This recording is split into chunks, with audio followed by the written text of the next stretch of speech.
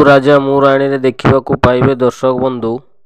ସୁନିତା କହିବେ ସେପଟୁ ମୋ ରାଣୀ ଫୋନ୍ କରିଥିଲା। ମୁଁ ସବୁ ଜାଣିକି ବି ମୁଁ ପଦଟିଏ କଥା ହେଇ ପାରିଲିନି। ଦିବାକର କହିବେ ଭାଉଜ ତମେ ଜମାରୁ ଚିନ୍ତା କର ନାହିଁ। ମୁଁ ଜାଣିଛି ଆମ ରାଣୀ ସେଠି ଭଲ ଭାବରେ ସବୁ ହ୍ୟାଣ୍ଡେଲ କରିପାରୁଥିବ। ଆଉ ତମେ କ'ଣ ତାକୁ ଜାଣିନାହଁ?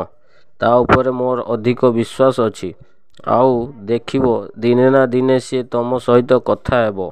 ସୁନିତା କହିବେ ତା ସ୍ୱାମୀ ଆଉ ତା ଶ୍ୱଶୁର କହିଛନ୍ତି ସିଏ ମୋ ସହିତ କେବେ ବି କଥା ହେବନି ବୋଲି। ଆଉ ଯଦି ସିଏ ମୋ ସହିତ କଥା ହୁଏ ତାହେଲେ ତାକୁ ସବୁଦିନ ପାଇଁ ସେ ଘର ଛାଡ଼ିବାକୁ ହେବ। ଆଉ ମୋ ପାଇଁ ତାକୁ ବହୁତ ବଡ଼ ମୂଲ୍ୟ ଦେବାକୁ ପଡ଼ିବ। ଦିବାକର କହିବେ ଭାଉଜ ତମେ ସବୁ ସମୟ ଉପରେ ଛାଡ଼ିଦିଅ। ସବୁ କିଛି ଠିକ୍ ହେଇଯିବ। ଏପଟେ ସମସ୍ତେ ଖାଇବା ସମୟରେ ଶୁଭମ କହିବେ ଶିଖା ତମେ ଦେଖ ତମେ ଯେଉଁ କଥା ରାଜକୁ କହିଥିଲ ତାର କିଛି ଫରକ ପଡ଼ିଲାନି। ଆଉ ସିଏ କେତେ ଖୁସିରେ ଖାଉଛି। ଆଉ ତୁମର କିଛି ବି ପ୍ଲାନ୍ କାମ କରିବନି। ଠିକ୍ ଏହି ସମୟରେ ରାଜ କହିବେ ମୋର ଖାଇବା ହେଇଗଲା। ମୋର କାମ ଅଛି ମୁଁ ଯାଉଛି।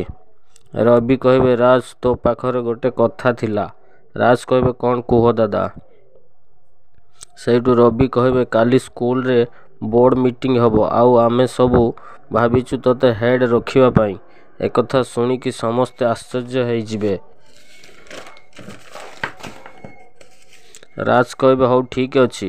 ଆଉ ଗୋଟେ କଥା ସେ ସ୍କୁଲରେ ମୋ ନାଁ ରହିବ କିନ୍ତୁ ମୁଁ ହେଡ୍ ହେବିନି। ଆଉ ଏସବୁ କାହାର ପ୍ଲାନ୍ ମୁଁ ସବୁ ଜାଣିପାରୁଛି। ଶିଖା ମନେ ମନେ କହିବେ ମୁଁ ଜାଣିଛି ରାଜ ତୁ ମୋ କଥା ରଖିବୁ। ଆଉ ମୋର ପ୍ଲାନ୍ କାମ କରିଗଲା। ଆଉ ଶୁଭମକୁ କହିବେ କ'ଣ ତୁମର କିଛି କହିବାର ଅଛି ଆଉ? ଶୁଭମ କହିବେ ସତରେ ଶିଖା ତୁମକୁ ମାନିବାକୁ ପଡ଼ିବ। କୌଶଲ୍ୟା କହିବେ ରାଜ ତୁ ଏ କ'ଣ କହୁଛୁ? ଜୟ ହେଉଛନ୍ତି ତୋ ବାପା। ତୁ ଜୟଙ୍କୁ ଏମିତି କ'ଣ କହୁଛୁ? ଆଉ ସେ ସ୍କୁଲ ତୋ ନାଁରେ ଥିଲା। ଆଉ ତୋର ହେବ ବୋଲି ଆମେ ସମସ୍ତେ ଜାଣିଥିଲୁ। ରାଜ କହିବେ ମୋର ଏସବୁ କିଛି ଦରକାର ନାହିଁ। ରବି କହିବେ ରାଜ ତୋ ବାପା ସେ ସ୍କୁଲ ତୋ ପାଇଁ କରିଥିଲେ। ଆଉ ତୁ କ'ଣ ଏବେ ମନା କରୁଛୁ? ରାଜ କହିବେ ଦାଦା ମୁଁ କ'ଣ କହିଥିଲି ଏସବୁ କରିବା ପାଇଁ? ଆଉ ମୁଁ ସେ ସ୍କୁଲରେ ଜବ୍ କରୁଛି। ଆଉ ସେଲେରୀ ବି ମଧ୍ୟ ନେଉଛି। ମୋ ପାଇଁ ଏତିକି ଯଥେଷ୍ଟ।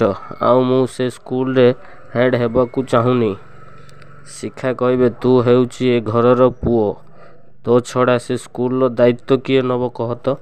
ଆପଣମାନେ ଯଦି ଏଇଭଳି ନୂଆ ନୂଆ ଭିଡ଼ିଓ ଦେଖିବାକୁ ଚାହୁଁଥାନ୍ତି ତାହେଲେ ଏଇ ଚ୍ୟାନେଲଟିକୁ ନିହାତି ସବସ୍କ୍ରାଇବ୍ କରନ୍ତୁ।